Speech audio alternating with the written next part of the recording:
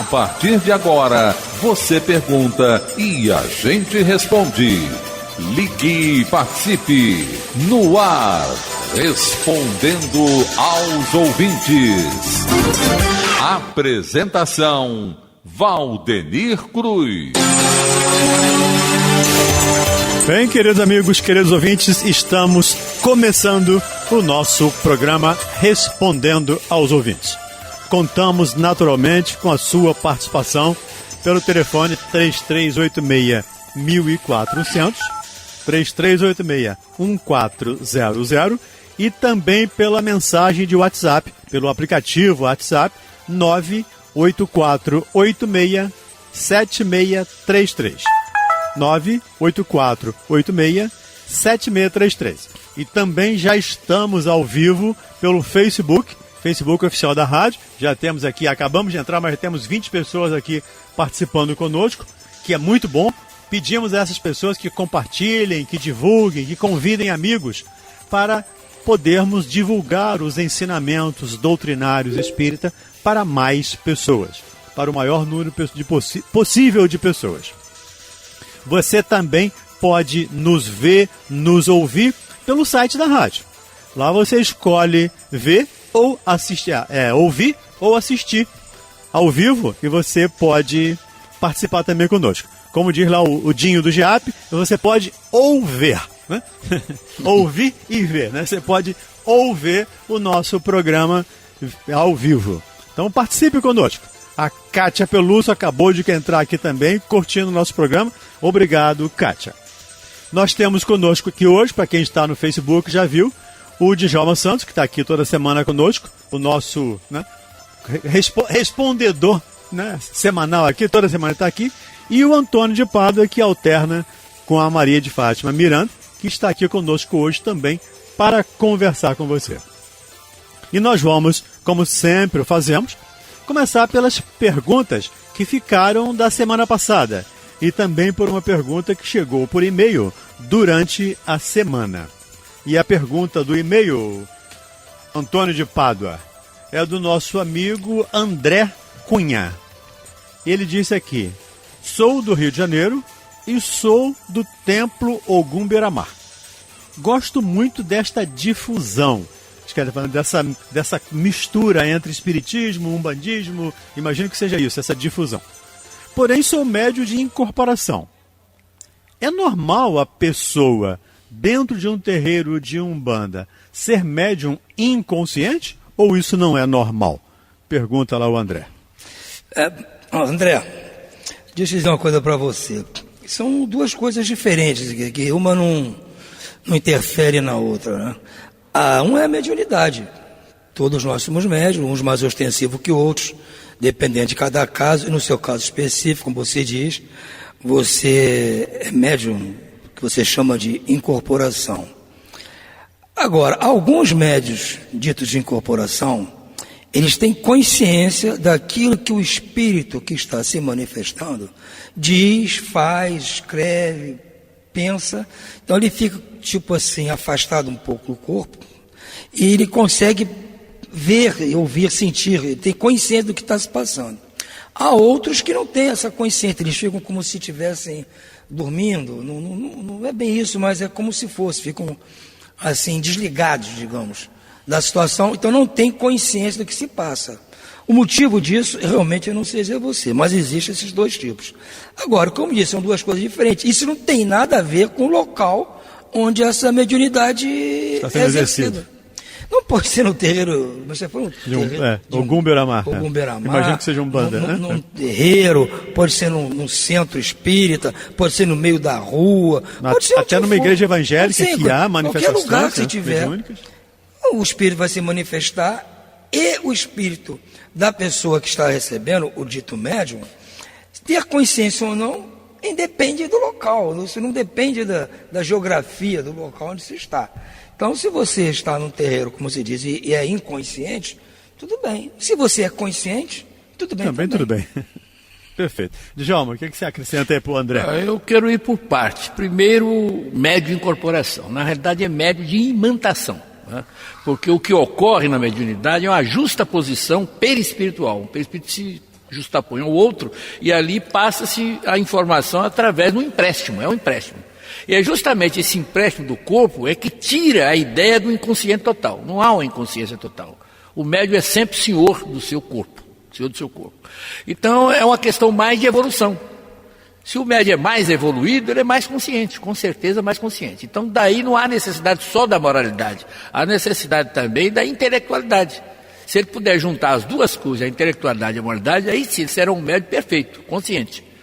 Agora, pode ocorrer também a questão das viciações, quer dizer, um médium que utiliza de bebida alcoólica, que utiliza do fumo, todos aqueles rituais que são realizados em determinadas seitas espiritualistas, isso dá uma inconsciência, com certeza dá, porque a bebida, ela entorpece o corpo, né? Há um certo entorpecimento, uma espécie de anestesia, que faz com que realmente o médium possa ficar inconsciente, ou então voltado para outras, né? É por isso que o meu livro de mediunidade, a força nesse sentido, ele é todo ele baseado em energia elétrica. Porque tudo que ocorre na energia elétrica ocorre com o médium, que é uma bateria de forças, né? Então é interessante isso, quer dizer, pode ocorrer a passividade, pode ocorrer um curto-circuito, né, uma impedância, qualquer coisa que ocorre na eletricidade pode ocorrer com a mediunidade. Então quando o médium é consciente, tem consciência da sua força mental, que na realidade é uma força espiritual, elétrica e magnética, então ele não é inconsciente. A inconsciência parte muito, quer dizer, da ignorância e de determinadas formas de rituais que se fazem em determinadas religiões. O André, eu sugiro a você, já que você nos convocou aqui a participar da sua dificuldade, do seu problema, eu sugiro a você que consulte o livro do Allan Kardec. Um livro chamado Livro dos Médiuns. Nesse livro, Kardec disseca tudo a respeito da mediunidade. Ele fala dos diversos tipos de mediunidade, dos diversos tipos ou diversas situações que pode ser ou não inconsciente, pode ser ou não consciente, depende da situação, não dá para generalizar. Você é um médium inconsciente ou você é um médium consciente. Né? Nós temos o Chico Xavier, que se dizia um médium inconsciente, mas lá no livro Consolador, o Emmanuel diz que teve participação do Chico, da mediunidade do Chico, interferência da mediunidade do Chico no livro. A própria FEB faz uma nota a respeito disso. Então não dá para dizer você é consciente totalmente ou totalmente inconsciente. Depende das diversas situações. Por isso nós sugerimos o livro de Allan Kardec, porque é a cartilha do médium. É o ponto web, a Bíblia dos médiuns. É ali que vai te dizer todas as funções do médium psicofônico, psicográfico, o médium de efeito físico, o médium de transportes, enfim, médico mecânico de efeitos físicos, como disse, ou efeitos intelectuais, então, de diversos tipos. Por isso, sugerimos a você Allan Kardec, que é o nosso grande mestre aqui em termos de mediunidade. Outra coisa que é bom ressaltar é que a consciência ou a inconsciência, como bem disse o Djalma, parte principalmente do incorporador, no caso, né, do imantador, devido às suas circunstâncias, como ele falou. Mas há casos em que, independentemente dele ser médium consciente ou inconsciente, por interessar a circunstância, a situação, o espírito manifestante faz com que o médium, naquele momento específico, para aquela mensagem específica, fique inconsciente ou consciente. Se for de interesse da situação, de quem vai receber a mensagem, ou se for interesse do médium não tomar, ele seja o médium sempre consciente, mas para aquela mensagem ele não precisa tomar conhecimento, por causa das circunstâncias, o espírito faz com que ele fique inconsciente. E ele pode interferir no momento do recebimento da mensagem e até atrapalhar. Exatamente, pode impedir, porque o espírito sabe que aquele que o médium que vai receber, se ele for consciente, ele pode interferir até instintivamente. Mas ele vai necessitar sempre do animismo. Exatamente, mas ele vai como fugir do animismo. O animismo é uma coisa instintiva. Eu dou até, coisa rápida, eu dou até uma espécie de uma lição no seguinte: você pega um copo branco desse copo de cozinha e coloca até o meio de tinta branca. Depois você pega um conta-gota com tinta azul e dá um pingo, só um pingo naquele copo que está ali branco. O branco nunca mais será o branco. E o azul não será mais aquele azul escuro, ele terá uma tonalidade mais clara. É o que ocorre com a mediunidade, quer dizer, é uma mistura da mediunidade, quer dizer, do espírito com o animismo do médium. Você citou muito bem o livro do Chico, em que o Emmanuel diz que o Chico, mas com certeza, quando o Divaldo faz aquelas palestras lindíssimas que remontam ao século X, século XII, é claro que aquilo ali é espiritual, mas tem coisa do arquivo do Chico, do Divaldo. Do Divaldo, com certeza. Do Divaldo. Eu tenho um livro lá em casa só do Chico, A Sombra do Abacateiro. Chico fazia palestra, porque ele era muito tímido, mas ele tinha condições de fazer palestra. Agora a voz dele não era lá essas coisas, como diz o outro, né? E ele também era muito tímido, mas ele tinha o Chico tem uma caixa preta, um arquivo confidencial incrível. Com toda certeza. Bem, um abraço aqui para os nossos amigos do Facebook, Jorge Luiz do Carmo, Isolina Povil, Luiz Felipe Coelho, Maria Viviane, que estão assistindo conosco aqui. O Ivan Chaves entrou lá de Buenos Aires. Um abraço para você, Ivan Chaves. Muitas graças, né? Muitas graças. Né? A Rosana Seixas, Regina Maranhão, a Isabel Mirandela, a Alicia Pérez também entrou, né? Um forte abraço sempre. Los escucho, lá desde a Argentina, diz aqui o Ivan Chaves. Me gusta muito isso. A Leda Duarte, Alice Pacheco, Neide Guimarães também participando, Silvia Albuquerque, J. Batista Melo, Mariana Alves, Júlio Alves, Maria Regina Magalhães, César Júnior, Valdelânia Verli, muito Soninha bom, né? Pascoalato. A gente não dá para falar todo mundo. Vamos parar por aqui, depois a gente continua. Muito bom, né? Muito bom. Continua os outros nomes de pessoas participando conosco aqui. E mais uma vez pedimos a vocês que compartilhem, que divulguem, para que possamos falar mais desses ensinamentos doutrinários espíritas. Principalmente a participação de Los Hermanos. Sim, né? sim, pessoas lá de outras terras, de outras culturas, participando conosco. O Djalma, Alzira, lá de Duque de Caxias, ela tem um tema aqui que não é muito, digamos assim, Usual, doutrinário, né? Mas ela fala de sonho. Eu tive um sonho em que viu meu sobrinho debruçado no portão da sua casa, com um esparadrapo na mão e sujo de sangue, um sangue ressecado. Uma semana depois eu cheguei no portão e o vi do mesmo jeito que ele estava no sonho. Gostaria de saber o que pode ter sido, ou o que pode ter sido isto. O que acontece comigo? Esses sonhos podem ser premonição? Ela frequento e estudo a doutrina espírita. Alzira lá de Caxias. Ela teve um sonho e na semana seguinte ela chegou lá e estava acontecendo exatamente o que ela sonhou. Olha, minha querida Alzira, os sonhos na realidade são uma espécie assim de válvula de escape. São suspiros da alma. E não tem a importância que nós damos a eles, entendeu? Porque é um conjunto de realizações, de reminiscências, de experiências durante o dia, experiências de vidas passadas, que vão se acumulando, né? E esse acúmulo de informações que nós temos no nosso consciente, no nosso inconsciente, no nosso supraconsciente, né? Eu já falei aqui a respeito dos 3 andares do cérebro humano, inconsciente, consciente e supraconsciente. Quer dizer, essa alternação nesses 3 andares do nosso cérebro, né, faz com que nós possamos se jogar para fora ou exudar durante o sono, né, parte dessas reminiscências, parte desse passado, parte dessa experiência e até dos nossos ideais. Quando pensamos o dia todo numa coisa, é bem provável que à noite possamos sonhar com essa determinada coisa. Se queremos comprar um carro, né, estamos a semana toda, é possível que você sonhe com aquele carro que você quer, haja uma idealização, com o emprego, com a entrevista que você vai fazer, com o vestibular. Então todas as nossas experiências ficam gravadas no nosso inconsciente. Elas surgem no consciente e pode até passar para o superconsciente. Então não fique assim chateado, e nem pense que é uma premonição, porque a pré-cognição, que é o nome mais certo, é pré-cognição, adivinhar o futuro, é muito difícil. Né? Nós não temos médio assim, pelo que eu sei, nem o próprio Chico não gostava disso.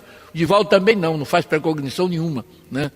Contei aqui outro dia a história que Jesus disse que vai até a cidade próxima, encontrarão um boi. Então houve uma preconização por parte de Jesus, mas era Jesus, né? Era Jesus.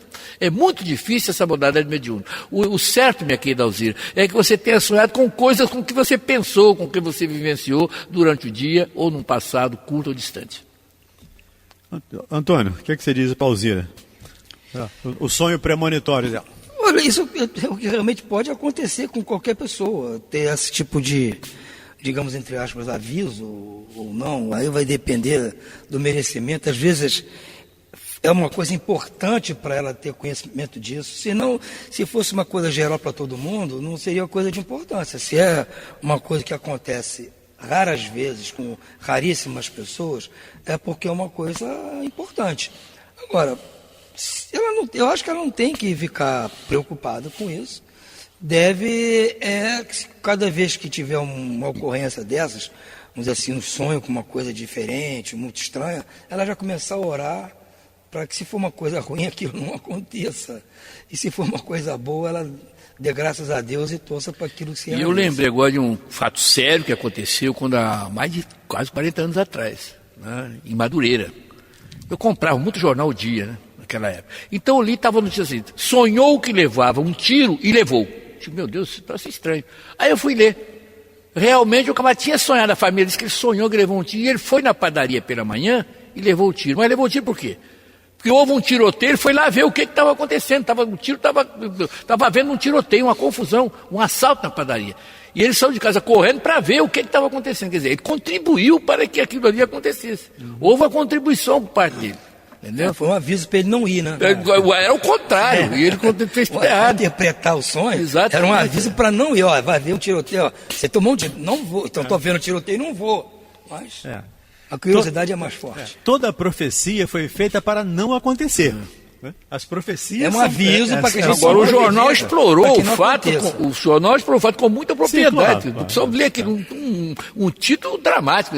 Sonhou que levaria um tiro e levou.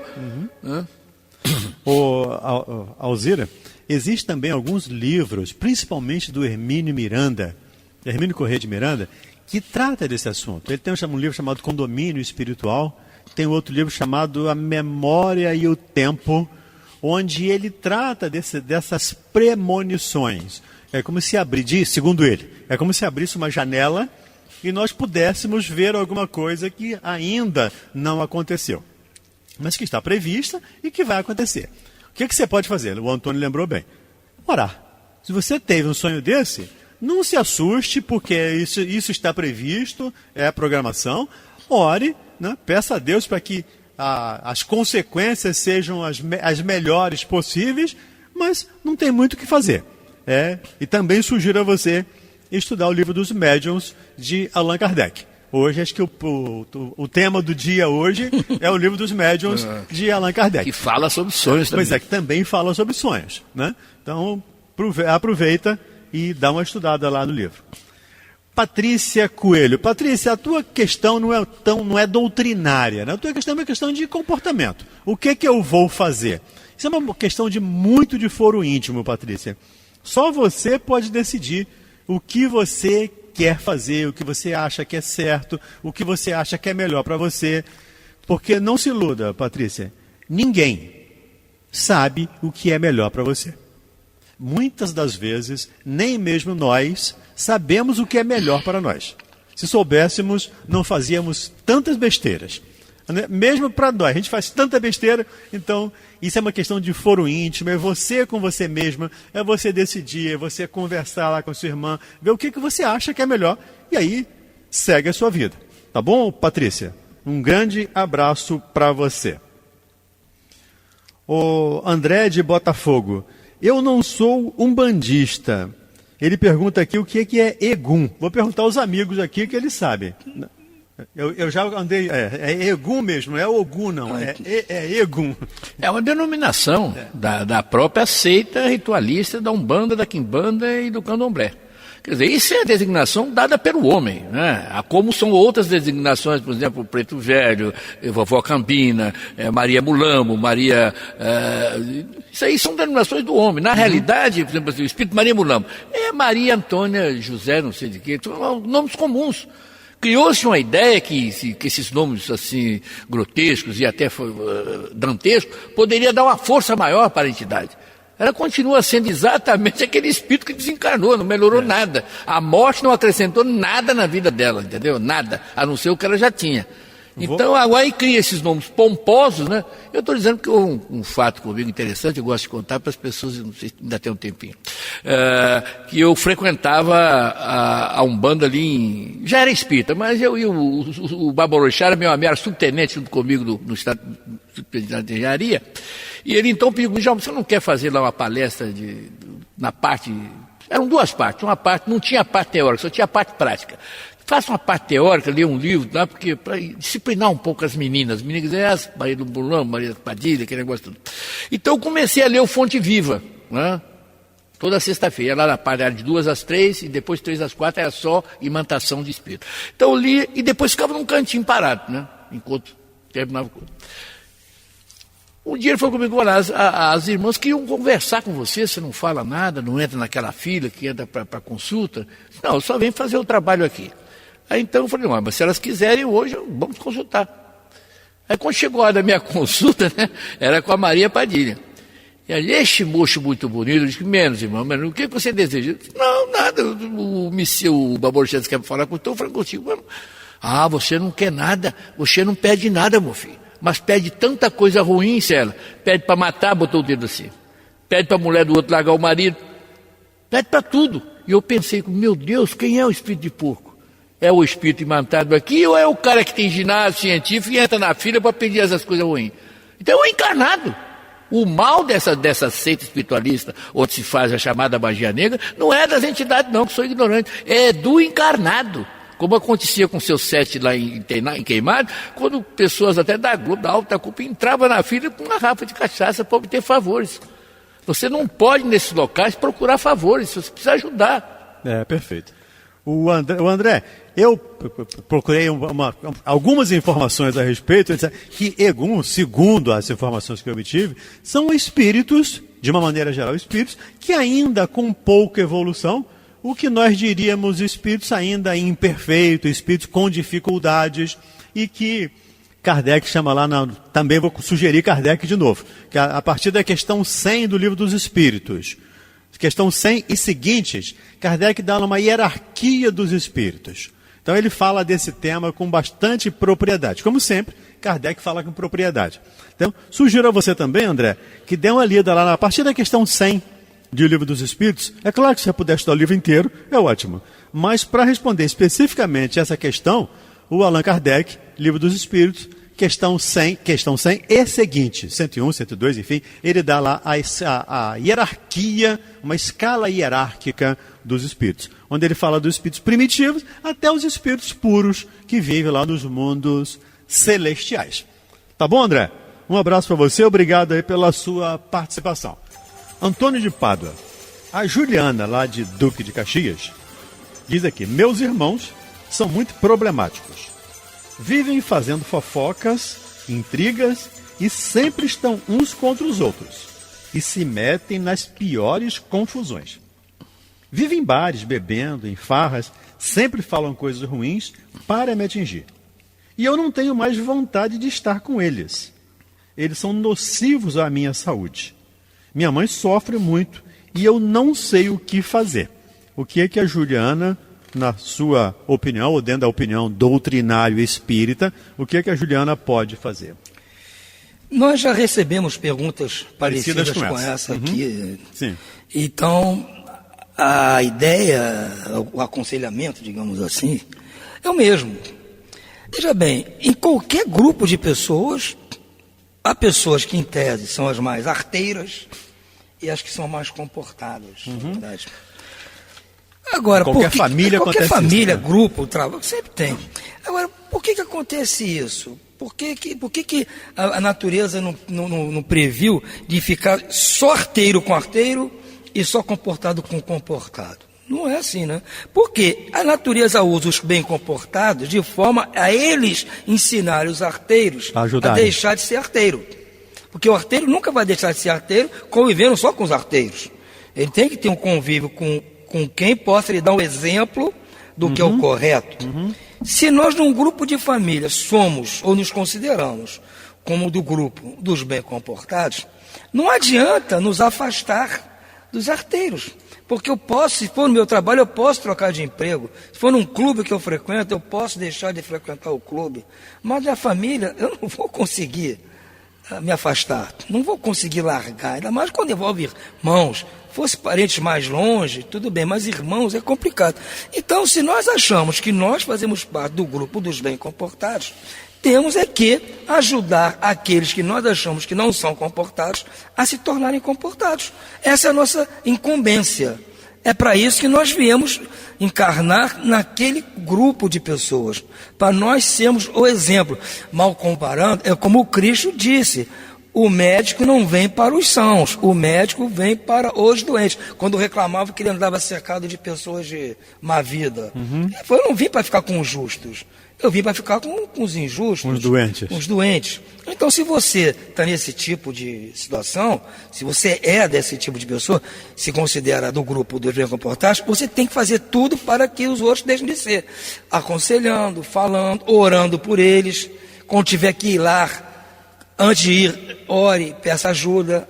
Aí os espíritos bem comportados vão ficar perto de você e vão lhe dar uma forcinha para lhe ajudar nessa incumbência. Ô Juliana, me permita aqui uma parte. Você disse que eles são nocivos à sua saúde. Ninguém, Juliana, a não ser que tenha uma doença contagiosa, pode ser nocivo à sua saúde. As pessoas só são nocivas à nossa saúde, ao nosso bem-estar, principalmente à nossa saúde emocional, psicológica, se nós dermos esse poder a elas. Ninguém tem o poder de me fazer infeliz. Assim como ninguém tem o poder de me fazer feliz. Eu preciso estar feliz por mim mesmo. O outro pode até vir suplementar a minha felicidade, mas nunca complementar. E no lado oposto também é verdade. As pessoas só interferem na sua vida porque você permite. Com a sua vibração, com a sua raiva, com o seu incômodo. O mal-estar é deles. Você diz, são fanfarrões. É problema deles. Eles são fofoqueiros. É problema deles. Não é seu. Então, deixa que eles vão aprendendo com você. Se eles não quiserem te ouvir, não fale, mas faça. O exemplo vale mais do que 1000 palavras. Então, fale, faça. Viva de maneira que eles possam olhar para você e dizer, puxa, minha irmã é gente boa. Minha irmã tem um equilíbrio danado. Então, vão começar a sentir inveja de você e vão começar a se esforçar para isso. Eu vejo isso muito, Juliana, no consultório. As pessoas reclamarem porque o irmão faz mal, porque o pai faz mal, porque o outro faz mal. E nunca elas olham para elas mesmas. E aí eu vou perguntar, Juliana, por que você está se incomodando com o mal-estar do outro? É preciso que você olhe para você.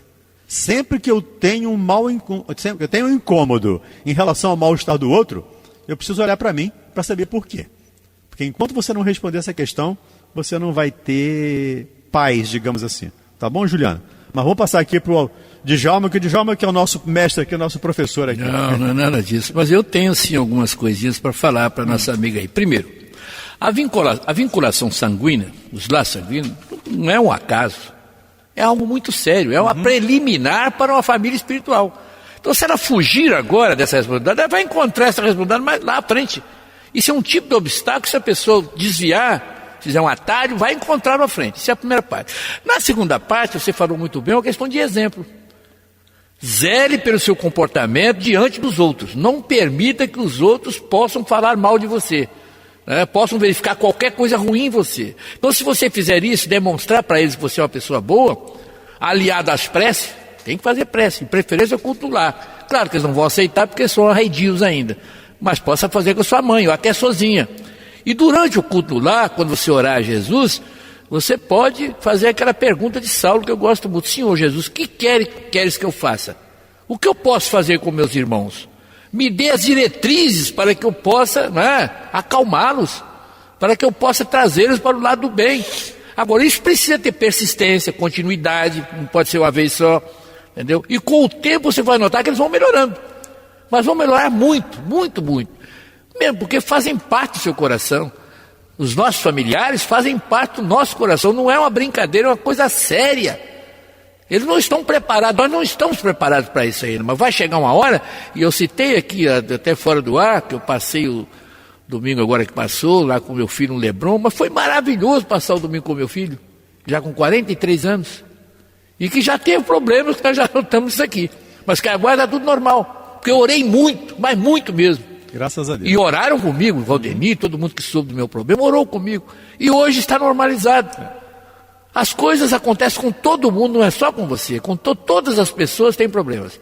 Agora, se você se apegar a Jesus e zelar pelo seu comportamento diante deles, você vai obter a vitória. Ok, um abraço para você, Juliana. O Jorge Luiz da Pavona. Ô Jorge, agradecemos a sua sugestão aqui, ele fala para a gente falar do Herculano Pires. É interessante, com certeza, um grande espírita, mas não é o objeto do nosso programa aqui, né? Talvez no programa da Marta Batista, ou outro programa, né, no Debate da Rio, falar sobre os trabalhos do Herculano Pires, o Henrique com Café Literário, falar dos livros do Herculano, são com certeza... Mas se você me permitir, vou dar só um segundo para falar de uma coisa do Herculano interessante. No dia da sua morte, dia 10 de março de 1969, numa sessão mediúnica ele se manifestou. 15 minutos depois da morte, o Herculano Pires deu uma mensagem, porque, quer dizer, não é brinco, o cara para 15 minutos depois da morte está lúcido, dando uma mensagem e dizendo, eu estou muito feliz, muito feliz. Então o Herculano foi realmente um gigante, essa que é a verdade. Sem dúvida alguma, um grande espírito. Mas só para dar uma satisfação ao Jorge Luiz, que para a gente falar disso, fugiria ao escopo do nosso programa. Tá bom, Jorge? Mas de qualquer maneira, muito obrigado aqui pela sua participação. A Maria Beatriz de Olaria pergunta aqui, Djalma: estamos vivendo em pleno século XXI, uma sensação de retrocesso da humanidade. Sabemos que não há retrocesso na evolução dos mundos. Dentro da doutrina espírita, sei que estamos em planeta de expiação e provas.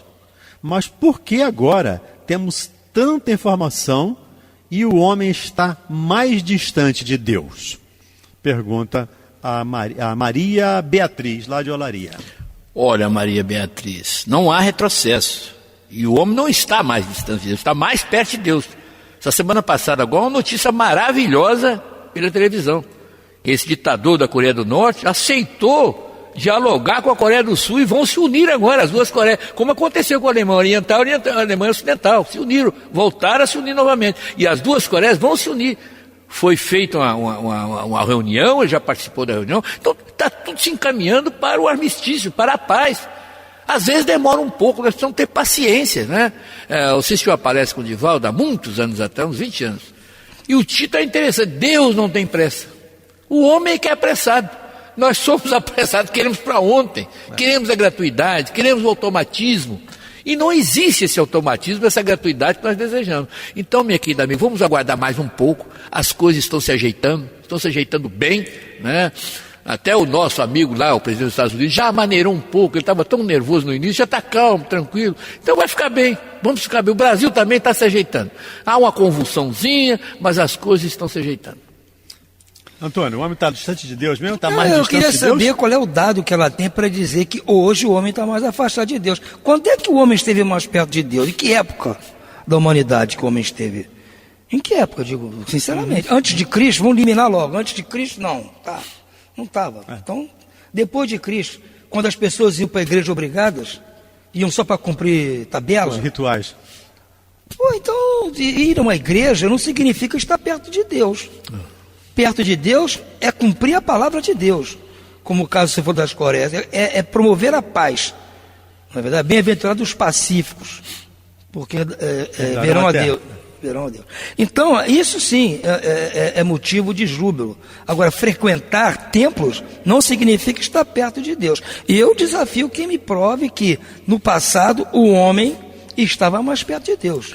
E agora eu lembrei da complementação da notícia, é o seguinte: ele prometeu também nessa reunião suspender as experiências atômicas. Interessante. Você vê, nessa época antiga, aqueles frequentadores de igreja saíam da sua terra, na França, na Inglaterra, na Alemanha, para invadir lá as terras da África, dos árabes, lá em Israel, lá em Jerusalém. As cruzadas, em nome de Deus, as cruzadas. Pô, e você está perto de Deus? Eram expedições quando sinistras. Os caras saíam da Espanha para colonizar a América e fizeram esses massacres que fizeram no México, a Inquisição. no Peru. Então, não vejo que o homem esteve mais perto de Deus.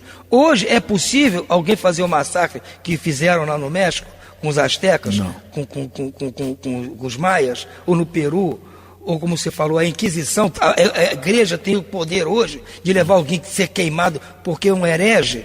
Então, me desculpe, mas o homem nunca esteve perto de Deus quanto está agora. Eu também concordo, Maria. Nós nunca estivemos tão perto de Deus quanto agora. Isso é uma questão até, Maria, de olhar a história. Se nós, às vezes, sempre menciono aqui, né? Antes de 1888, aqui no Brasil, nós tínhamos o direito de matar as pessoas que tivessem a pele negra. Direito. Isso era legal. A lei me permitia fazer isso. E muito mais que isso. A igreja tinha seus escravos e defendia essa lei em nome de Deus. Então, pelo amor de Deus, nós estamos muito mais próximos de Deus hoje, sim. Só que, em 1888, nós não tínhamos internet, não tínhamos toda essa comunicação que temos hoje para ver, por exemplo, o que está acontecendo na Síria, onde outro ouvinte aqui pelo Facebook nos pediu que comentasse à luz da doutrina espírita. À luz da doutrina espírita, respondendo a essa ouvinte, o que a gente pode dizer é: não há injustiça no que está acontecendo ali. As pessoas não estão sendo injustiçadas ou punidas por Deus. Tudo que nós plantamos, nós colhemos. E quem está plantando agora são aquelas pessoas, aquelas autoridades, ou dita autoridades, que estão jogando bomba em cima de pessoas que estão lá se escondendo. Mas, lembramos, diante da justiça de Deus, diante das leis de Deus, elas não são inocentes. Elas estão respondendo por atos que já cometeram também um dia, como nós cometemos aqui, como disse, ao matar as pessoas de pele negra, ao vender, ao separar, enfim, ao escravizar, com autorização da lei e da igreja à época que comandava, né, os aspectos espirituais do Brasil. Do Brasil e do mundo, praticamente, do mundo ocidental. De Deus. Sim, representante de Deus. Então, com toda certeza, nós estamos muito mais próximos de Deus do que jamais estivemos. É que, como diz Kardec, né, o mal é muito barulhento e o bem é tímido. O bem é silencioso, ele acaba não quer aparecer, não sabe a mão direita o que faz a mão esquerda. Então, a gente esconde, mas com toda certeza, Beatriz, nós estamos muito mais próximos, sim. Obrigado aí pela sua participação, pelo seu telefonema aí pra gente. O Rafael, da de Bangu, diz aqui: moro em Bangu, tenho 28 anos. Gostaria de saber o que a doutrina espírita diz sobre infidelidade. Iremos sofrer as consequências no futuro? Sou solteiro, mas tenho um caso com uma mulher casada. Estamos pecando por isso ou só ela está pecando? Rafael, você me faz voltar ao tempo do Cristo, ao tempo da mulher pecadora. Onde está o adúltero? É a pergunta que Emmanuel faz também hoje, Jesus fez.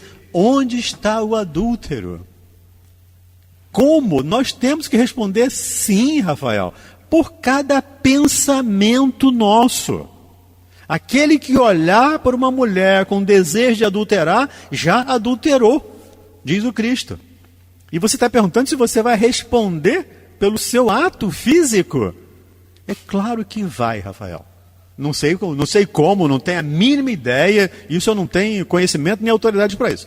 Mas que você vai responder com toda certeza. Vocês, né, vão responder. Porque aí não é são dois errando, né, cometendo os deslizes que a ética, o equilíbrio, o respeito, né, deveria imperar. É a minha opinião, mas vamos ouvir a opinião aqui dos nossos amigos. Você estava falando, eu estava me lembrando da mesma situação do Cristo em relação à mulher adúltera, né? É mais uma coisa de como nós evoluímos. Naquela época, era só a mulher que era adúltera. Sim. Uhum. Então, estávamos mais próximos de Deus naquela época, quando as mulheres nem tinham alma, segundo as religiões diziam. Então, as mulheres valiam menos que um camelo. Mudou muito. Hoje, adultério não é mais crime na lei penal brasileira. Com certeza, eu acho que não deve ser crime penal realmente. É um crime moral. Então cada um que assuma as suas responsabilidades. Você pode fazer o que você quiser, andar com a mulher que você quiser, agora consciente de que você está assumindo uma responsabilidade futura, amigo. Isso não tem jeito, ninguém vai enganar você. O Cristo foi taxativo. Só de você olhar com cobiça para uma mulher que tenha compromisso, você já adulterou, não precisa nem ela saber.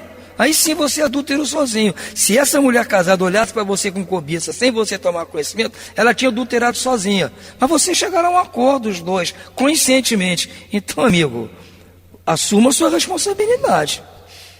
Djalma, o que você pode dizer para o nosso amigo Rafael? Olha, Rafael, do outro lado da vida, até os nossos pensamentos são contados, né? São analisados, existem punições. Agora eu vejo uma parte cômica nisso. Eu não namoraria mulher casada. Eu morreria de ciúme do marido. É sério.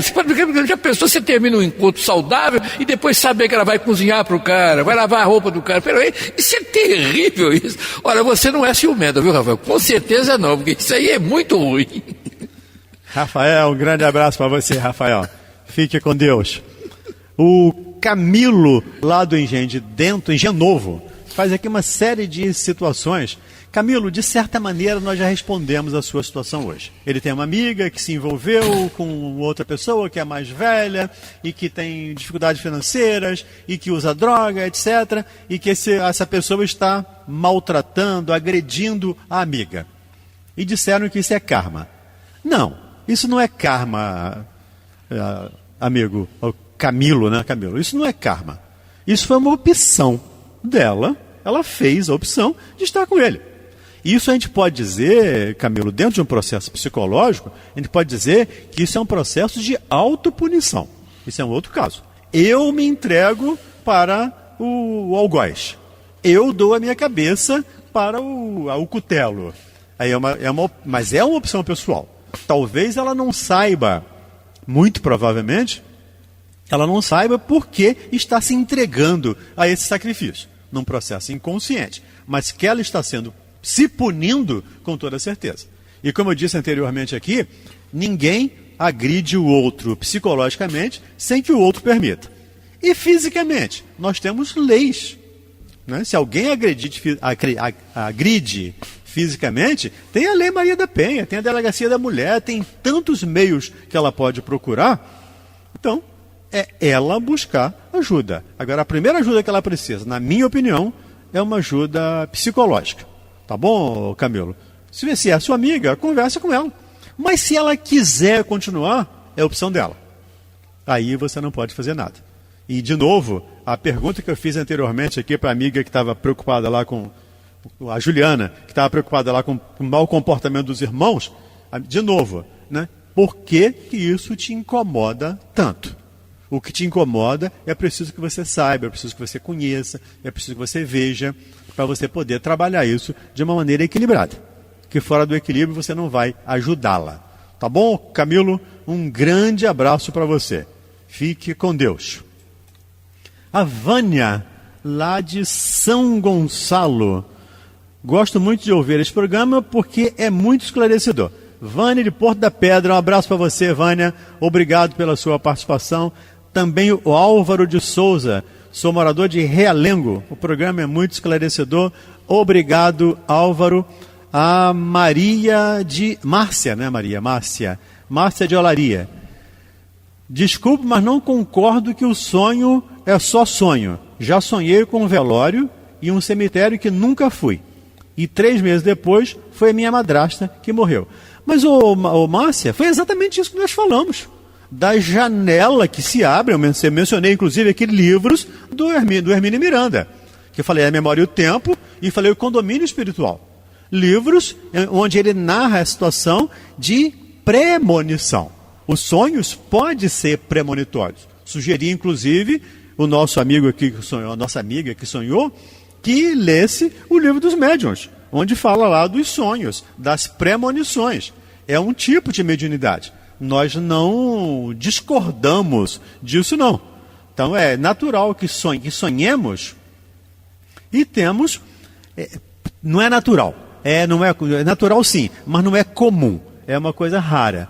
Mas é possível, sim, que sonhamos com coisas que está para acontecer. Como aquela pessoa aqui sonhou que o sobrinho estava no portão com sangue, e depois ela chegou lá e ele estava naquela situação mesmo.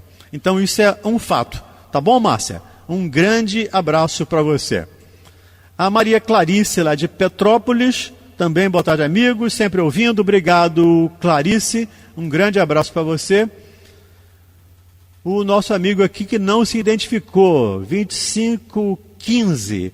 No mundo espiritual, a gratidão nos conecta com Deus e com o seu espírito. No mundo natural, olha que interessante. A neurociência explica. Isso é perfeito, amigo. 2515, o telefone dele aqui. Perfeito. A gratidão hoje, a ciência já está comprovando que há uma necessidade, que há uma ciência mesmo, o fato de perdoarmos, o fato de sermos gratos. Já tem hoje a psicologia da gratidão. Tem até um livro da Joana de Ângeles com esse título.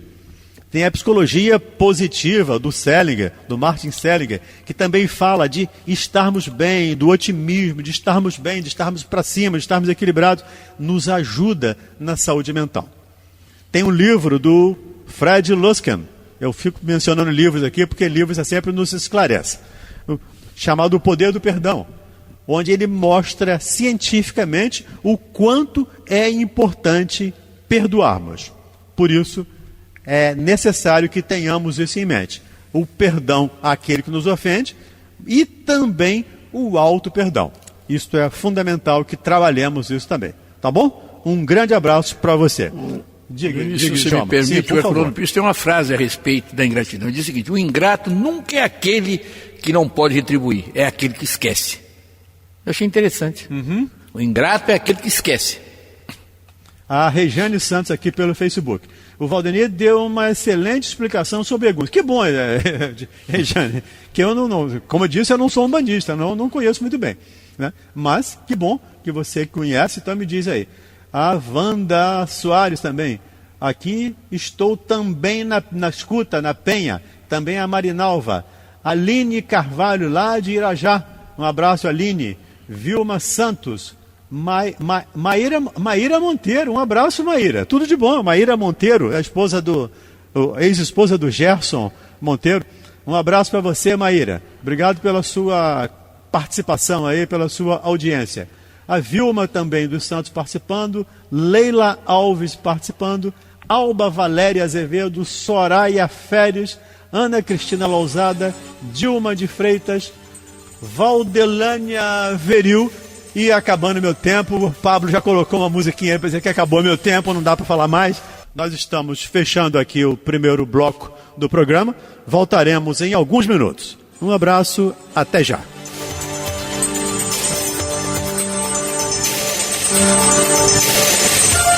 Você está ouvindo pela Rádio Rio de Janeiro o programa Respondendo aos Ouvintes.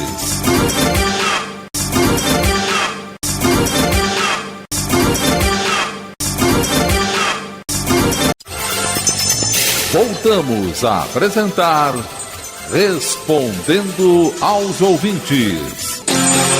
Apresentação Valdenir Cruz. Bem, queridos amigos, queridos ouvintes, estamos mais uma vez entrando no ar com o nosso programa Respondendo aos Ouvintes. Para quem está no Facebook, já pôde nos ver. Aqui à minha esquerda, com uma blusa muito bonita, cor de abóbora, se não me engano. A Maria de Fátima Miranda. E aqui à minha direita, o nosso amigo Djalma Santos, que está aqui conosco toda semana, dividindo o espaço aqui conosco, dividindo um pouco dos seus saberes, dos seus conhecimentos. A quem, antecipadamente, agradecemos a ambos pela participação aqui conosco, pela estada aqui conosco. Lembrando aos nossos ouvintes que o nosso programa é um programa doutrinário espírita. Então as questões, as perguntas devem ser direcionadas a nós, mas dentro do espírito doutrinário, dentro da ideia da doutrina espírita. E qualquer resposta que dermos aqui vai ser sempre à luz da doutrina espírita. E você pode participar conosco pelo telefone fixo, nosso velho telefone fixo, 3386-1400, 3386-1400 e o nosso WhatsApp 98486-7633. Repetindo, 98486-7633. No WhatsApp eu peço que você mande mensagem de texto, já que mensagem de áudio não temos como ouvi-la aqui no estúdio. E, se possível, gostaríamos que você também se identificasse, até para saber para quem estamos falando, para onde estamos falando, para que país, para que cidade, enfim, até onde estamos chegando. E ainda tem o Facebook, que você pode participar conosco ao vivo pelo Facebook, a quem agradecemos já de imediato aqui as 30 pessoas que acabaram de entrar aqui no Facebook conosco. Pedimos para compartilhar, para dividir isso, convidar amigos, para que divulguemos mais os ensinamentos doutrinários espírita, para que divulguemos mais os ensinos de Jesus. A nossa rádio, a nossa emissora, tem por objetivo maior divulgar os ensinamentos do Cristo. Infelizmente, nós vemos aí muitas notícias ruins em todo lugar que a gente vai, né? Qualquer veículo de comunicação, televisão, rádio, jornal, revista, sempre temos muitas notícias ruins. E aqui nós buscamos, de alguma maneira, amenizar tudo isso. Não é ignorar que o mal existe, mas amenizar um pouco isso, mostrando para os nossos ouvintes que também existem pessoas preocupadas com o bem. Existem pessoas que trabalham a bem do próximo. E a quem nós convidamos você, por isso convidamos você a participar conosco, a compartilhar este nosso programa, o nosso site. Você também pode ver pelo Rádio Rio de Janeiro.am.br. Você pode ver ou ouvir. Como diz o nosso amigo Dinho lá do GEAP, né? Você pode ouvir, né, o nosso programa, né? Você pode ouvir e ver, então ele diz que é ouvir, né? Você pode ouvir o nosso programa participando conosco. Então, ligue, compartilhe, participe. Nós temos aqui algumas questões que ficaram da semana passada e nós vamos começar por elas. Vamos começar aqui pela Nilma, lá de Campo Grande. Ela fala a respeito de um sonho. Vamos ver, dentro da doutrina espírita, o que é que nós podemos falar para a Nilma a respeito dessa questão dela. Ela diz: tive um sonho que estava diante de um grupo ouvindo seus ensinamentos. Eles estavam sentados em círculo em cadeiras brancas, vestidos de branco e diziam ser da fraternidade branca. Me aproximei deles e perguntei o que eu poderia fazer para entrar no grupo deles. Um deles respondeu: estude. No centro que frequento, a médium da casa me disse que eu trabalho muito na espiritualidade quando estou dormindo. Gostaria de saber o que pode ser o significado desse sonho. Me permita, Nilma, começar aqui então por mim hoje. Normalmente eu não faço isso. Mas não tem como a gente analisar o significado de um sonho, pelo menos de uma maneira profissional, fora de um setting terapêutico, fora de um espaço adequado para isso. O que nós podemos lembrar aqui é que durante o sono, nós deixamos o nosso corpo. Nós nos desprendemos, a emancipação da alma enquanto dormimos. E como espírito, nós vamos onde nos aprouver, onde tivermos afinidade. Se eu tenho afinidade com coisas ruins, vou para lugares ruins. Se eu tenho afinidade com coisas boas, vou para lugares bons. Então, trabalhar durante a noite, durante o sono, é uma coisa muito normal, muito comum de acontecer. E, graças a Deus, existem muitas pessoas que trabalham durante o sono. E se você faz isso, Nilma, parabéns, porque isso é muito bom. Me lembrei aqui de um livro do Dr. Bezerra Menezes, não. É um livro do Divaldo e do Manuel Filomeno de Miranda, chamado Nas Fronteiras da Loucura. Mas que o livro é todo trabalhado, digamos assim, é todo indicado pelo trabalho do Dr. Bezerra. E o Dr. Bezerra faz, em 1982, uma palestra no Campo de Santana para espíritos encarnados em desdobramento. Onde ele fala sobre o uso de drogas. Olha que isso é 82. A gente ainda tinha uma droga ainda muito, um uso de droga muito acanhado em relação ao que a gente tem hoje. Mas ali tinha centenas de espíritos encarnados ouvindo o Dr. Bezerra de Menezes falar sobre o perigo das drogas. Claro que aquelas pessoas, quando acordar, algumas vão sonhar que estiveram no hospital, que estiveram no cinema, que estiveram em algum lugar. Dificilmente vão identificar o Dr. Bezerra de Menezes. Mas tinha um médico lá falando algumas coisas. A gente não vai lembrar tudo plenamente. Dificilmente lembramos. Porque o nosso inconsciente mistura coisas do nosso dia a dia, o que a gente chama de resto diurno, com coisas efetivamente que tenham acontecido durante o nosso desdobramento. Então o que pode ter acontecido é que você efetivamente saiu, foi trabalhar, ótimo. Agora, o significado, não sei, talvez você tenha que se preparar mais, estudar mais, já que a ordem é estude, e quando eu li aqui a sua questão, eu me lembrei do Evangelho segundo o Espiritismo, lá no capítulo 6, quando o Espírito de Verdade diz: Espíritas, eis aqui o primeiro ensinamento, amai-vos. E eis o segundo, instruí-vos. Então, essa instrução, Nilman, está dentro dessa ideia. Estude mais doutrina espírita e você vai poder, com certeza, ajudar mais. Mas, como eu disse, eu queria que os nossos amigos aqui também participassem dessa conversa. Vou começar aqui pela Fátima. O que você diz para a Nilman? Na segunda parte do Livro dos Espíritos, nós vamos encontrar o capítulo 7, que Kardec vai tratar da emancipação da alma. É tudo que você falou, né? Com uma riqueza de detalhes, ele vai falar da pergunta 400 a 412, ele vai tratar especificamente do sono e os sonhos. Então, ela estudando essas perguntas e meditando, ela vai compreender... A partir da 400? Da 400 a 412. Ele segue até a emancipação da alma, ele segue até a 450 e alguma coisa, 55, mas a que trata as perguntas que tratam sobre o sono e os sonhos vai da 400 a 412. Ela estudando e meditando nessas respostas, ela vai compreender o porquê não é racional você querer traduzir sonho 2 mais 2, 4, não é? E no livro nosso lá, o André Luiz, depois do primeiro momento de tarefa dele lá nas câmeras de retificação, junto com a Narcisa, ele sai um pouco e ele fica meio espantado, porque ele vê uns fantasminhas, né, com cordão prateado, e aí a Narcisa fala para ele que são pessoas encarnadas em desdobramento nesse momento de emancipação da alma. Então isso é muito comum, Nilman. Djalma, o que você pode dizer para Nilman a respeito dos sonhos? Você abordou muito bem quando disse que durante o sono o espírito se emancipa, né, a emancipação da alma, e ele vai a vários lugares e participa normalmente junto com espíritos desencarnados, né? Eu já sonhei várias vezes com reuniões, a gente reconhece o encarnado porque ele tem um rastro de luz, uma espécie de um cordão fluídico que liga o corpo. Se esse cordão for partido, ocorre a morte.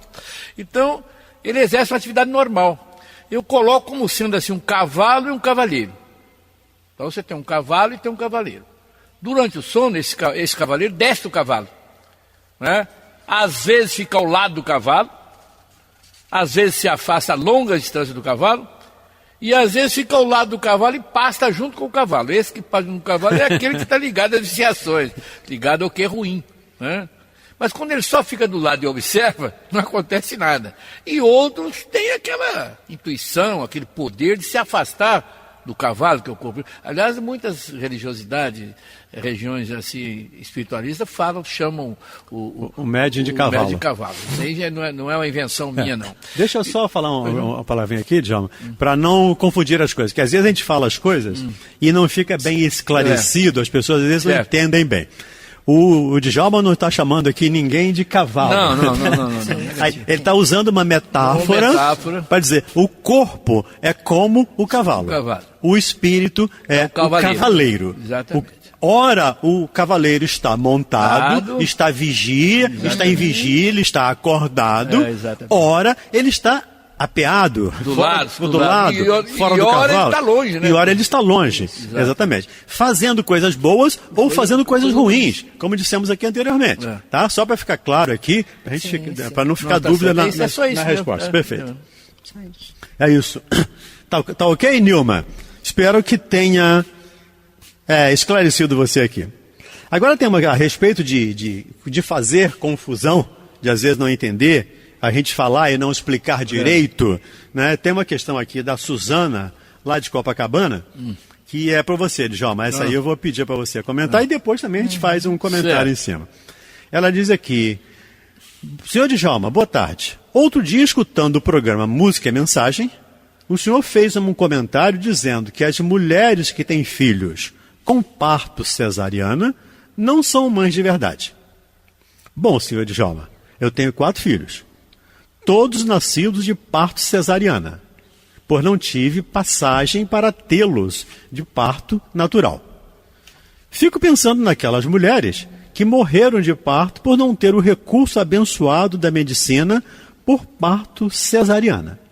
O que o senhor tem a dizer sobre isso? Gostaria que você explicasse a Suzana. Olha, dona Suzana, eu primeiro queria que a senhora ouvisse novamente o programa, né, através do YouTube, porque essas que não são mães de verdade, eu jamais fazer uma colocação dessa, pelo amor de Deus, nossa senhora, isso é terrível. Que espécie de ser humano precisa dizer isso? O que eu disse foi o seguinte, que a pergunta dava ensejo para que se falasse de parto, né, de crianças, de nascimento. O que eu disse é o seguinte, que o parto certo é o normal. O parto que deve, de preferência, a preferência deve ser pelo parto normal, no caso do nascimento. A preferência deve ser. Mas não quer dizer que não possa ser feito através de cesariana, que é um método científico aprovado. E que não seja necessário, às vezes. Agora, que muitas vezes não seja necessário. Existem casais que depois houve a concepção com 15 dias já está preparando a cesariana, mesmo tendo condições de ter um filho normal. O mesmo eu faria a respeito da amamentação. A amamentação é o normal. Amamentar de preferência até 6 meses, 1 ano. Porque existem antídotos no leite materno que protegem as crianças. Então a criança com 1 mês de vida já está tomando leite artificial, já está comendo aquelas papinhas também artificiais. Ela pode até sobreviver e sobrevive, mas não tem a saúde que tem uma criança que tem uma amamentação normal. E isso é tão real que antigamente, na época da escravidão, as filhas do senhor geralmente eram fracas, tinham pouco leite, quem amamentava as crianças era chamada dama de leite, que era uma preta velha, que tinha aqueles seios enormes, dava muito leite, entendeu? Eu, por exemplo, uma preta nova, né? Exatamente. Exato. Eu por exemplo, fui amamentado por uma senhora dessa. A minha mãe disse que eu era pequenininho, quando eu via a minha mãe, eu abria os bracinhos, quer dizer, a criança identifica o que é bom, identifica o que é bem, entendeu? Então, pelo contrário, eu dei uma aula de como se deve fazer as coisas. Isso não quer dizer que não possa fazer cesariana, que não possa dar o leite artificial. Entendeu? Se está aí, é para tudo que temos aqui, é para usar. A doutrina espírita não corrige nada. Agora, nós precisamos nos preservar. O mesmo quando eu falo de tatuagem, não condeno nada. Agora, de preferência, se você puder não fazer, é bom. Não puder colocar, é bom. Agora, quem colocou não cometeu crime nenhum. Né? Como também quem fez a cesariana não comete crime nenhum. E são mães de verdade idênticas às mães que têm o filho natural, com certeza. Eu jamais diria isso. Eu pediria, então, peço desculpa à senhora por ter causado essa confusão e dar uma olhada novamente no YouTube. Quer dizer alguma coisa, Miranda? Até mesmo porque o uso da cesárea tem sido feito de forma indiscriminada, né? Existem campanhas hoje conscientizando de preferência o parto normal, mas não quer dizer que em alguns casos ele não seja necessário. É o caso aqui com certeza, do caso dela, por exemplo, necessário. Agora, a maternidade vai além do parto físico. Maternidade vai além do parto físico. Eu digo, porque tem as mães adotivas, que aquela dor, né, que a mulher sofre na hora do parto é necessária. Isso. Por incrível que pareça, é necessário. E tem as mães adotivas, né? Tem aquelas pessoas que nunca se postaram em sociedade como mãe adotivas, mas têm afeto de mãe por certas pessoas. Então, transcende tudo isso. Lembrando, Suzana, que às vezes a gente fala uma coisa e você não explica direito e acaba gerando algum tipo de confusão. Nós, essa semana, uns 15 dias atrás aqui, né, aconteceu isso com um programa que a Marta Batista apresenta aqui, e eu recebi alguns e-mails, alguns telefonemas, alguma mensagem de WhatsApp reclamando de uma posição do Jorge Medeiros, que esteve aqui como convidado. E aí, é claro, eu fui ouvir o programa, porque eu não tinha ouvido o programa, fui ouvir, e o Jorge foi muito preciso, muito claro, muito doutrinário. Então, houve uma confusão daquelas pessoas que ouviram e entenderam mal uma fala do Jorge. Acho que o Jorge não foi bem claro ao explicar, por isso eu pedi ao Djalma aqui para falar a respeito do cavalo e do cavaleiro, para a gente não ter dúvidas. Aquela ideia que eu estou chamando o médico. Exatamente, para a gente não ter dúvidas. Mas seria muito bom, Suzana, se você pudesse voltar de novo lá no Facebook, no YouTube, e ouvir o programa. Eu confesso que essa hora eu estou caminhando, essa hora de manhã, e meu telefone não tem rádio AM, então eu não escuto.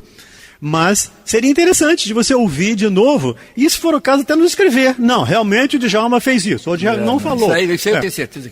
Para a gente poder continuar trabalhando aqui de uma maneira mais tranquila, tá, Suzana? Porque errar, nós erramos, claro que erramos. Né? Todos nós aqui somos humanos. E não, eu sempre digo aqui, né, no início do programa, eu costumo dizer, você pode fazer qualquer pergunta, desde que aceite eu não sei como resposta. Porque não sabemos tudo.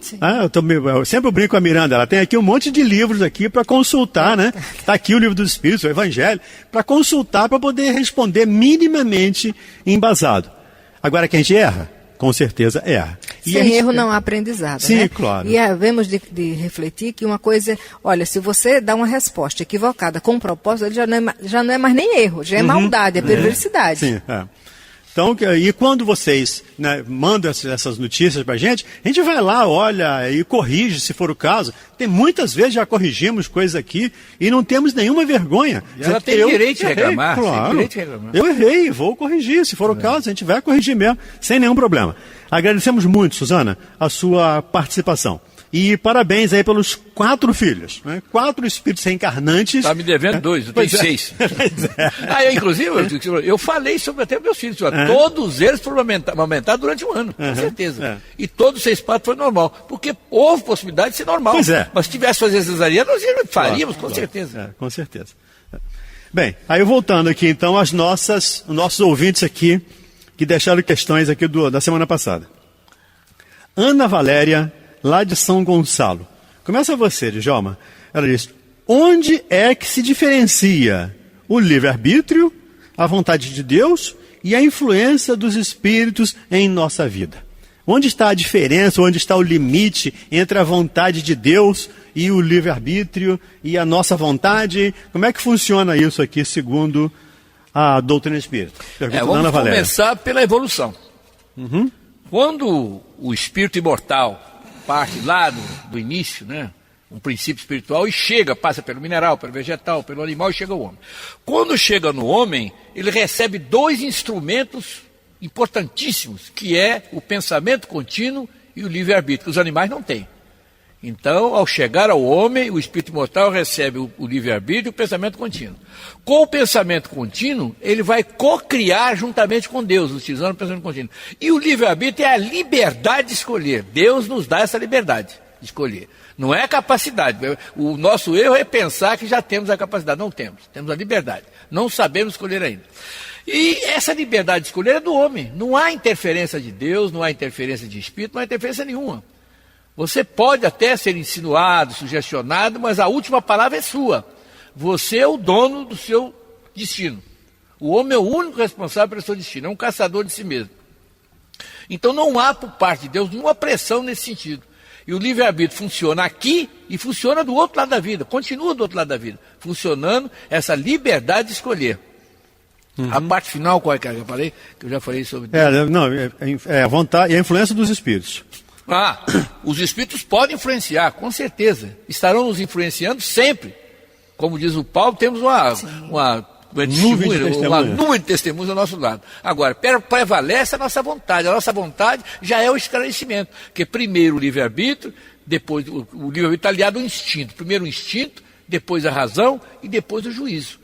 No momento temos só o instinto, não temos nem a razão ainda. Ao atingirmos a razão, já estamos mais ou menos mediando para o mundo evoluir. E o juízo é exatamente a eternidade, quando atingimos o ápice da nossa carreira evolutiva.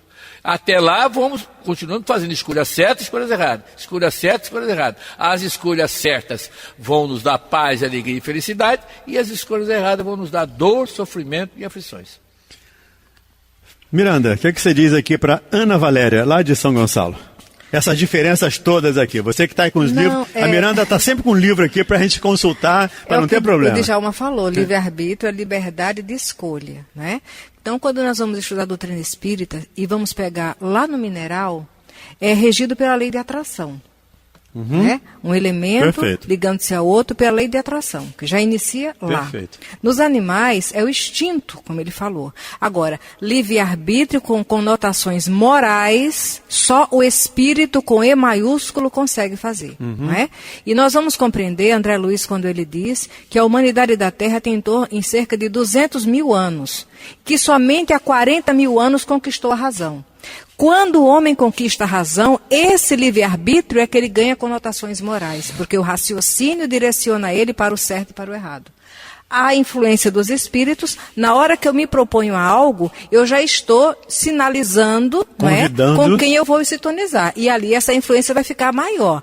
Porque não adianta um espírito chegar aqui para mim, querendo me inspirar a tocar Bach. Primeiro, eu não entendo nada de música clássica e não tenho sintonia nenhuma. Se eu não fiz isso na outra encarnação, esse espírito não vai encontrar material para trabalhar aí. Então, um espírito bom vai conseguir me influenciar no bem, porque o bem está na consciência de cada um de nós. Agora, com determinados detalhes, eu tenho que ter dado uma sintonia para ele. Mas já acabou o tempo? O Pablo já botou uma musiquinha aqui. Pô, nem respondemos as perguntas ainda. Só para fechar aqui, Ana Valéria, eu estava lembrando aqui, enquanto eles estavam conversando, livre-arbítrio e determinismo, né? E às vezes tem muitas pessoas que falam em determinismo. E eu sempre digo que o determinismo é consequência do nosso livre-arbítrio. Lembrando lá o que o Paulo escreve aos Gálatas. Você pode plantar o que quiser, mas tem que colher o que plantar. Aí já não é mais escolha. Eu escolhi plantar. A colheita não. A colheita é obrigatória. E a influência? Como disseram aqui os nossos amigos. Se eu der sintonia, perfeitamente. Questão 459 do Livro dos Espíritos. De maneira geral, são eles que nos dirigem. Para o bem ou para o mal. Aí depende de quem, ou com quem eu esteja sintonizando. Tá bom? Nós lembramos sempre que as nossas questões têm ou devem ser referentes à doutrina espírita. De novo, não que saibamos tudo, mas estamos aqui para responder aquilo que soubermos. O que não souber, nós vamos consultar quem sabe, consultar os livros, para na semana seguinte trazer as respostas para vocês. E nós vamos aproveitar e falar aqui com a nossa amiga que não se identificou, é final 3273. Ela diz, no programa Respondendo aos Ouvintes, que escutei hoje bem cedinho, a reprise, foi falado sobre o sonho, que o sonho funciona como um aviso. Não ficou claro para meu entendimento. Se possível, pode ter uma explicação mais uma vez? E ela agradece. Olha, minha amiga, o que nós falamos aqui foi sobre sonho premonitório. É diferente, né? Que aquela pessoa que escreveu para aqui sonhou que tinha visto o sobrinho, se não me engano, no portão, ensanguentado, e uma semana depois ela chegou lá e tinha acontecido exatamente como ela tinha sonhado. E eu, o Antônio, que estava aqui, e o Djalma, conversamos com a nossa ouvinte, lembrando que é um sonho premonitório. É um sonho, isso é uma espécie de mediunidade, uma mediunidade onírica, onde o espírito tem, em algumas ocasiões, algumas pessoas, são raríssimas, mas algumas pessoas têm essa possibilidade de antever o que vai acontecer. Não é para mudar nada, mas é para a gente orar, buscar ajuda, ter cuidado. Foi o Djalma que lembrou aqui, né? De uma manchete do jornal. Do jornal. Sonhou que levava um tiro e levou. E levou um tiro, exatamente. O Djalma ainda falou sobre isso. Então, porque o cara sonhou que levou um tiro e tinha um tiroteio de manhã lá e ele saiu para ver tiroteio.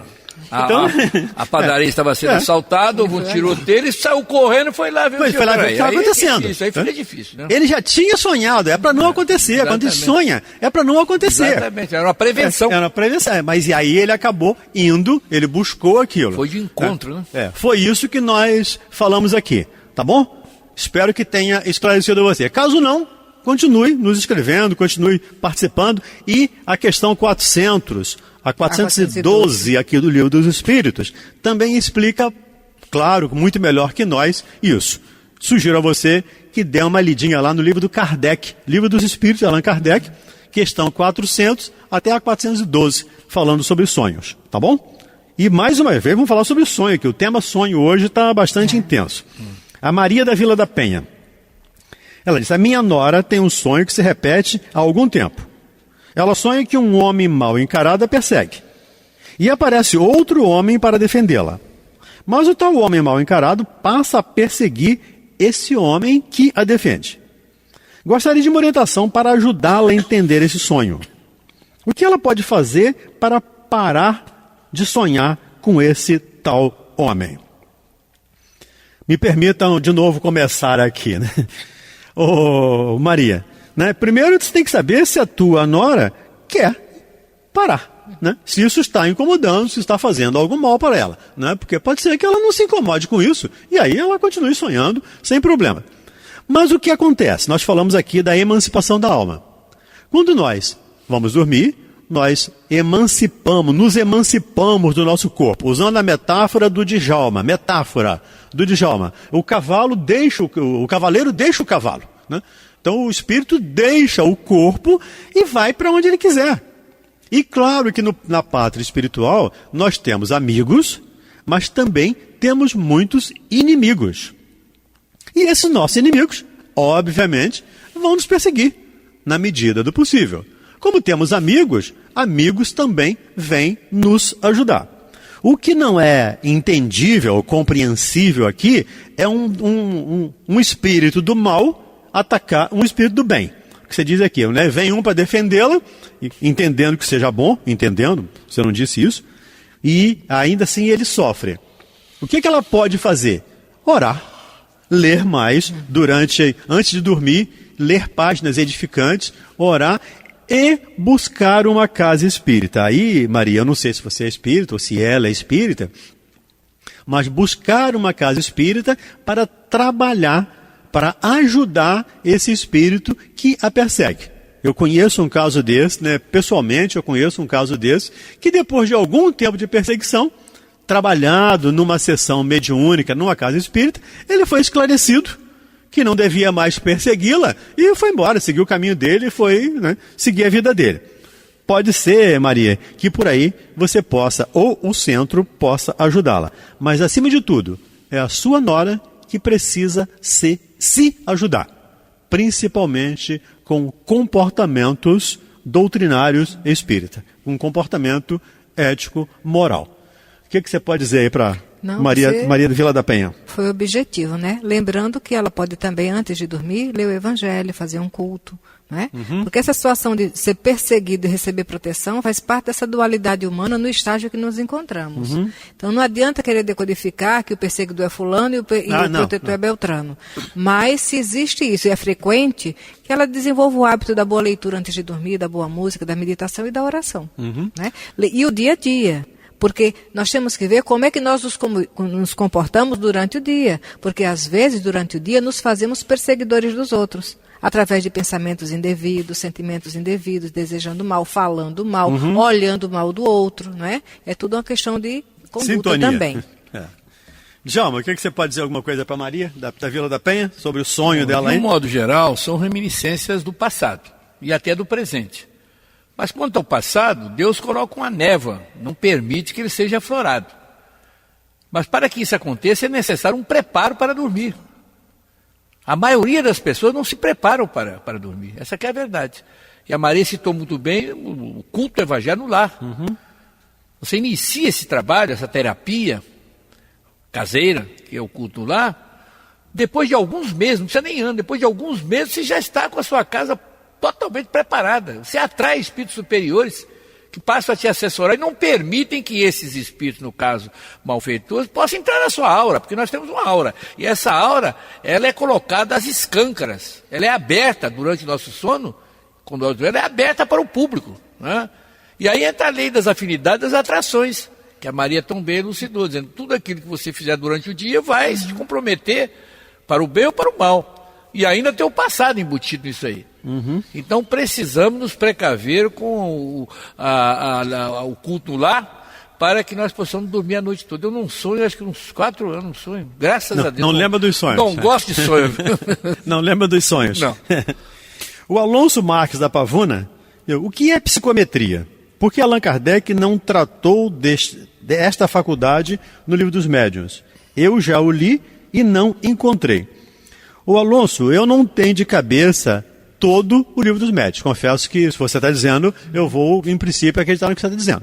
Mas Allan Kardec tratou disso sim. Existe inclusive um livro, se não me engano, por favor, eu não tenho certeza, tá? Vou pedir perdão antecipadamente, mas se não me engano é do Gabriel Delane, que ele fala exatamente sobre psicometria. O André Luiz, nos seus livros, também aborda isso.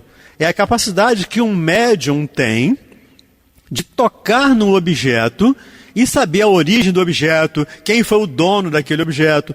O André Luiz tem até um livro, num livro, ele tem um caso de uma menina que entra no museu e eles veem um espelho, né? E ao espelho está agarrado um espírito de uma jovem, agarrado ao espírito, que aquele espelho foi dela e ela não consegue se livrar daquilo, se soltar daquele espelho. Isso é psicometria. Eu creio, Alonso, que o Kardec falou sim sobre isso. Não sei no Livro dos Médiuns, como você disse, mas que ele tratou do assunto, que a doutrina espírita trata do assunto, sim, com toda certeza. Fátima. É porque é a energia que fica impregnada no objeto, não é isso? Chico Xavier teve vários momentos em que ele fez essa leitura, né? Então é uma leitura psíquica à distância. Você pega a caneta, se alguém pergunta sobre a história daquela caneta, vai falar sobre o objeto. E a quem ela pertenceu, quem tem essa faculdade também vai poder descrever. Tem muito a ver com o fluido gravitante, que fica impregnado nosso em tudo por onde nós passamos e aquilo que nós retemos. Djalma, alguma coisa para o nosso amigo aqui, Alonso? Sim, tem até uma história que consta de um dos nossos livros, História, Contas e Lendas, sobre o Chico.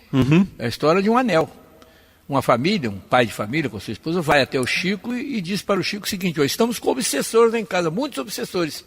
Chico então consultou o Emanuel disse o seguinte: manda fazer o culto lá durante 3 meses. Depois volta aqui. Fizeram, voltaram, e o Chico falou: melhorou, senhor? Melhorou, sim, melhorou bastante. Mas ainda tem um único lá que ficou, né? Foram todos embora. O mais ferrenho, aquele que fazia carantonha para minha esposa, tudo, continua lá. E o Emanuel disse para o Chico: disse para fazer mais 3 meses de culto lá e volta aqui de novo. Aí quando voltou novamente, o Chico então resolveu. Tá? Resolveu, mas resolveu de uma maneira drástica. Né? Depois que o espírito foi embora, nós fomos assaltados. Roubaram o nosso anel. A única joia que nós tínhamos era um anel. E o bandido levou o anel, o assaltante. E o Chico falou: mas essa é a solução. O bandido não levou só o anel, não. Ele levou o obsessor com ele. Aquele anel, é do obsessor. Ninguém pode ficar com aquele anel, porque não permite. Ele não permite, ele está ligado a esse anel. Né? Ele não levou só o anel, não. Levou com ele o obsessor. Agora vocês estão livres. Está livre. É por aí. Tem a história do Chico, que alguém levou um livro, né? Ia publicar um livro, e levou o livro perguntando a ele, queria ouvir a opinião dele. E enquanto estava conversando, o Chico começou a passar a mão no livro, né?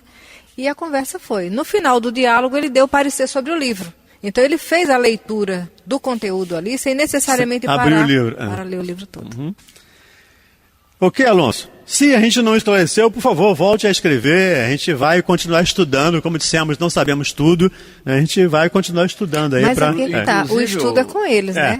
Inclusive o seguinte: quando o médium é bastante desenvolvido nessa área da psicometria, ele, de posse do objeto, ele traça até o perfil do dono do objeto. Sim, Se foi príncipe, foi isso, foi aquilo.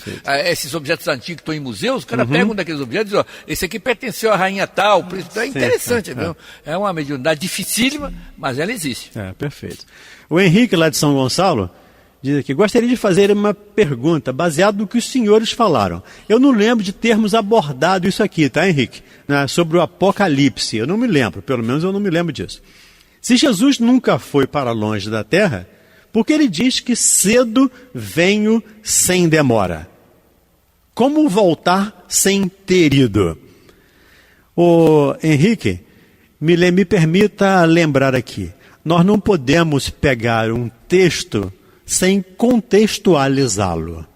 Pegar uma frase solta, uma parte solta dentro de um contexto e querer entender aquela parte, fica muito difícil. O Paulo Freire, um educador famoso nosso aqui, disse que nós não podemos analisar ou criticar um texto sem contextualizá-lo. Seria um pretexto. Seria um pretexto, exatamente. Então a gente precisa contextualizar essa fala de Jesus. E entendendo, Henrique, que Jesus realmente nunca foi. Mas ele veio ter conosco encarnado, ele veio ter conosco fisicamente. Ele veio para nos mostrar, né? Veio na hora que ele achou. Eu não conheço essa passagem do Apocalipse, até porque, confesso, não tenho muita simpatia por ler o Apocalipse. Não tenho o hábito. Eu também, não, já li várias vezes, sinceramente. Não tenho o hábito de ler o Apocalipse. Eu leio as outras partes do Evangelho. O Apocalipse eu não leio. Mas muito intrincado, muito complicado. É muito simbólico, né? Mas entendo que Jesus nunca foi, com toda certeza nunca foi. E me permita, Henrique, a minha opinião pessoal, não faz a menor diferença isso aqui para quem é cristão, né? Se Jesus disse que voltou, que foi, que ele não foi, para nós não faz a menor diferença. Importante para nós aqui é o que ele nos ensinou, a mensagem que ele nos trouxe. Fazer o bem, amar, perdoar, servir, se colocar no lugar do outro, isso sim é interessante para nós. E isso vai nos ajudar. Mas algumas falas soltas, dentro da minha opinião, não vejo muito porquê entender ou tentar entender um texto, como dissemos aqui, sem contextualizar. Fátima, alguma coisa que você possa acrescentar? Não. Muito pouco a acrescentar, né? Seria interessante pegarmos o livro A Caminho da Luz e lermos a respeito sobre quem é Jesus, né? É parte de uma comunidade de espíritos puros que dirige o nosso sistema solar. Então, ele vestiu um corpo material, mas não quer dizer que a volta dele vai ser material, mesmo porque o ensinamento dele é todo moral. E a moral tem a ver com a vivência do espírito. Alguma coisa, João, você queira acrescentar? Não, na realidade, o que entendemos é que Jesus nunca saiu daqui. Aliás, se tivesse aí, nós estávamos perdidos, sinceramente, totalmente perdidos. Com tudo que está aí, se Jesus não estivesse presente aqui conosco, né? Nós estaríamos perdidos. Esse cedo venho aí é alegórico. Ele quer dizer o seguinte, quanto mais rápido você mudar as suas tendências, os seus hábitos... mais eu vou chegar para você. Exatamente, mudar o seu comportamento, mais rápido ele vai chegar até você. Não é que eu vou chegar até você, não é ele falando, é você que vai chegar até mim. Por isso, Paulo afirmou o seguinte, aquele que segue Jesus de perto, nova criatura é, entendeu? Mas Kardec, ele objetivamente, na introdução do livro do Evangelho segundo o Espiritismo, quando ele vai falar do objetivo desta obra, ele diz: podem dividir-se em 5 partes as matérias contidas nos evangelhos: os atos comuns da vida do Cristo, os milagres, as predições, as palavras que foram tomadas pela Igreja para fundamento de seus dogmas e o ensino moral. As 4 primeiras têm sido objeto de controvérsias. A última, porém, conservou-se constantemente inatacável. Diante deste código divino, a própria incredulidade se curva. Então, nós espíritas, o Apocalipse ele tem uma razão de ser, né? Nós não compreendemos, não sabemos de pronto, sabemos que tem muito símbolo ali, mas se não tivesse razão de ser, ele não teria chegado a nós de alguma forma. Agora, como, porque são detalhes que levariam estudo para isso e o tempo aqui é breve. Mas uma coisa é fato, o que nos interessa enquanto espírita é a moral do Cristo. Foi em cima dela que Kardec se debruçou para nos ensinar aquilo que nós precisamos desenvolver. Perfeito. E aproveitar para responder o nosso amigo lá de... Como é que é o nome dele? Ele não colocou o nome. Final 8757. Ele fala que num determinado espírito, né, fala de um Cristo planetário e Jesus de Nazaré. Como se fossem dois distintos. Explique melhor essa situação. É o Mair Sacramento, lá de São Gonçalo. Ô Mair, para nós, para o cristianismo, para a doutrina espírita, o Cristo, né, o Cristo de Deus, né, o Jesus de Nazaré, é o governador do planeta Terra. Desde antes do planeta existir, ele trabalhou na formação do planeta. E ele é o Cristo planetário. Sim. Ele é o Cristo planetário. Para nós. Ele é referência, o modelo e o guia para o homem da Terra. Modelo e guia. Isso para nós, tá? Não estamos forçando nenhuma situação aqui para que quem não aceite isso, quem não acredite nisso, fique inteiramente à vontade. Quando a gente fala que o Espiritismo é o Consolador prometido, nós falamos isso para espírita. tá? Porque o católico, o evangélico ou de outra, né, denominação religiosa pode não acreditar nisso e a gente entende e respeita a opinião do outro. Para nós, sim. E para nós, o Cristo, Jesus, é o Cristo planetário. Não tem dois aqui. Tá bom, meu amigo... Eu não sei se é meu amigo ou minha amiga. Esse nome aqui é meio estranho. Maí, eu não conheço esse Maí. É comum de dois. É comum de dois. Você pode dizer alguma coisa aqui para ele a respeito disso? Não, eu concordo com tudo que você disse, é isso aí mesmo. Não há outro. Uhum. A referência continua sendo o livro A Caminho da Luz, Emmanuel, através de Chico Xavier, quando vai falar que aquela comunidade havia se reunido até aquela data de 1939 por 2 vezes. A primeira para a formação do orbe terrestre e a segunda para decidir a vinda do Cristo planetário, dando a compreender que naquela comunidade de espíritos puros, cada orbe que é dirigido dentro do nosso sistema solar, um daqueles espíritos poderia chegar até lá para ser o guia e modelo. Então, no caso da Terra, Jesus de Nazaré, filho de Maria e José, lá na Galileia, foi aquele que veio como referência de modelo e guia. Perfeito. O Luiz Felipe, lá de Piratininga. Quando estamos em uma sintonia positiva e sempre em preces, existe alguma possibilidade de obsessores nos atingir? Ô Luiz, isso aqui é utopia, me permita. Com certeza. Estarmos sempre numa sintonia boa. Sempre é impossível para espíritos do nível de espíritos habitantes do planeta Terra. Então, se conseguíssemos estar sempre nessa sintonia, com toda certeza não seríamos aliado ao atingidos. Comportamento. Sim, claro, aliado ao comportamento. Com toda certeza não seríamos atingidos. Mas nós ainda, Luiz, pelo menos na minha opinião, tá? Estamos longe disso. Ainda precisamos trabalhar muito para nos melhorar, para estarmos um pouquinho mais perto dessa sintonia que você menciona aí. Alguma coisa que você quer comentar? Estar numa sintonia com Jesus de uma forma tão homogênea ainda não é o nosso caso.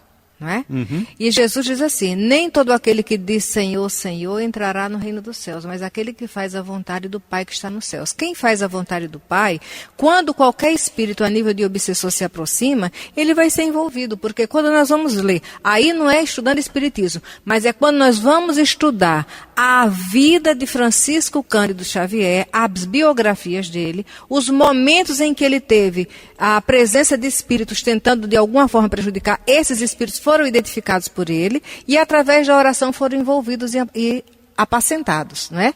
Porque se você está orando e está na sintonia de que da vigilância, o espírito vai se aproximar de você. Como nós somos imperfeitos, de alguma forma podemos registrar a presença deles. Mas se permanecemos nos esforçando na condição de homens de bem, tem 2 opções. Ou ele se deixa envolver pelas vibrações do bem, ou ele vai ser convidado a participar de um outro tratamento em outro lugar. Vai ser convidado a se retirar, com toda certeza. Bem, nós temos aqui inúmeras questões, não vamos com certeza responder todos aqui, tem muita gente participando conosco, tanto no Facebook quanto no WhatsApp. As questões do WhatsApp, do Facebook, eu vou responder depois pessoalmente. As do WhatsApp, as questões, as perguntas, eu vou pedir a Sheila, ela imprime e na semana que vem a gente volta a conversar com vocês sobre isso. Lembrando aqui, agradecendo aqui a participação lá da Daniele, lá da Espanha, participando conosco. Obrigado, Daniele. Depois eu vou ver aqui a sua questão. O Augusto de Irajá também faz uma questão interessante aqui. Como é que é o nome dela? Não botou o nome. 5849, né? Como podemos implantar o trabalho de cirurgia espiritual em nossa casa espírita? Olha, minha amiga, não sabemos. Como você pode melhor fazer? Não inventar, porque a doutrina espírita não nos orienta a criar nada, inventar nada. Parte de cima, parte do mentor espiritual da casa. Ela nos convida e nos prepara para que nós possamos atender a necessidade quando ela surge. Sim. Não crie por acaso, não crie só porque está criando uma novidade. Deixa que essa orientação venha de quem tem consciência, de quem tem condições de dar essa orientação. Mesmo porque os estudos e as reuniões de estudo do Evangelho já acontecem essas cirurgias espirituais. Já são tratamento espiritual, exatamente. Bem, nós estamos fechando aqui então o nosso programa, agradecendo mais uma vez aqui a Maria de Fátima Miranda, ao Djalma Santos, ao Pablo ali na técnica hoje, obrigado. Ao Caio lá no nosso operador de câmera. A Sheilinha lá no telefone também. Muito obrigado, Sheilinha. E você que está do outro lado, nos ouvindo, nos vendo ou nos ouvendo, como diz o Guidinho, muito obrigado pela participação de vocês e até o nosso próximo programa. Lembrando que quem não responde hoje, na semana que vem, a gente volta a responder vocês, tá bom? Grande abraço, até lá, se Deus quiser. A Rádio Rio de Janeiro, a emissora da Fraternidade, apresentou Respondendo aos Ouvintes.